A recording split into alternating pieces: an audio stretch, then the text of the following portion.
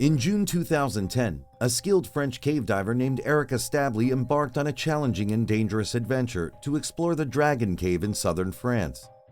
Despite knowing the risks involved, Establie was determined to discover the secrets hidden within the dark and treacherous cave system, which was known for its narrow passageways and strong currents. However, his passion for exploration quickly turned into a fight for survival as he found himself trapped and alone, struggling to breathe in the deep and twisted underwater tunnels. Don't forget to hit the subscribe button to stay up to date on our latest videos exploring the fascinating world of cave diving. Eric entered the Dragon Cave with the intention of exploring previously unmapped areas of the cave. He brought everything he needed, including 2 rebreathers, 2 scooters, 5 air tanks, and 1,476 feet of dive line. He intended to dive for 6 hours at a depth of about 285 feet. He was excited, nervous, and focused as he moved deeper into the cave. The dive was going well until he hit one of the muddy walls, causing silts to kick up all around him. Eric knew he needed to wait for the silt to settle before proceeding, so he did. However, even with his very bright headlamp, he couldn't see much further down the cave. He had to concentrate all of his efforts on staying in the correct passages and avoiding getting his equipment snagged. He was deep inside the cave with little visibility and alone in the pitch black. Finally, he descended a narrow passage and emerged on the other side, only to be confronted by a rockfall in the cave. He needed to move quickly, but the silt kicked up again, blinding him and knocking him out. Eric knew he had to get out of there or risk becoming trapped, running out of air, or dying. He looked for another way out, but every option he found was blocked. He was out of air and had no way out of the cave. To be more agile in the tight passages, he decided to remove some of the gear. He needed to find an airspace where he wouldn't suffocate from oxygen deprivation once his air tanks were depleted. He also knew that if rescuers entered the cave, they would see that he deliberately left his gear and that he might still be alive after the rockfall. Eric was now trapped on the wrong side of the several-meter-thick rockfall. This was his worst nightmare because he failed to appear outside the cave on time.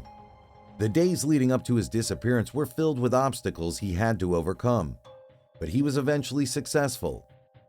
Eric's passion for cave diving drew him to the depths of the Dragon Cave, but it also contributed to his disappearance. A massive operation was launched to find Eric, involving various agencies such as the French Spiller Relief, High Mountain Police Units, firefighters, and the Red Cross. The search started as soon as Eric was reported missing, but it soon became a complex task. Rescuers worked tirelessly around the clock to locate Eric and searched extensively, including the river that ran through the cave.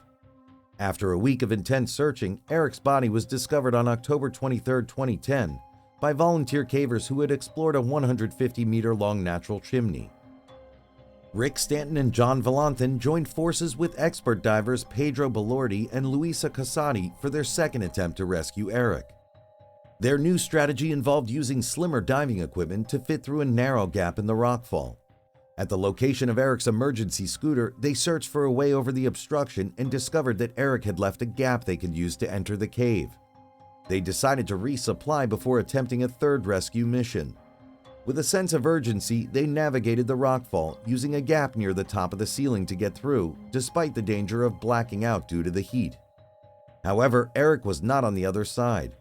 On their third mission, they ventured 600 feet deeper into the uncharted part of the cave, risking their lives to find their friend. Despite the challenges, Rick and John remained determined to rescue Eric, holding on to hope that he was waiting in an air pocket. Their mental resilience and experience drove them to press on in their search for their friend, motivated by their unwavering desire to bring him back to safety. During their swim through a clear passage, they unexpectedly found Eric 15 feet below them in a cave, which was a shocking discovery. Apparently, Eric had been struggling to find an air pocket but ran out of air before he could. After 10 days of searching, they finally located Eric in the cave's depths, and the task of retrieving his body began. However, the process was difficult due to the narrow gap and rockfall in the cave, and despite their best efforts, Rick and John were unable to retrieve Eric's body without putting themselves at risk. Ultimately, they had to leave Eric's body behind but were able to recover his diving computer, which was crucial for the investigation.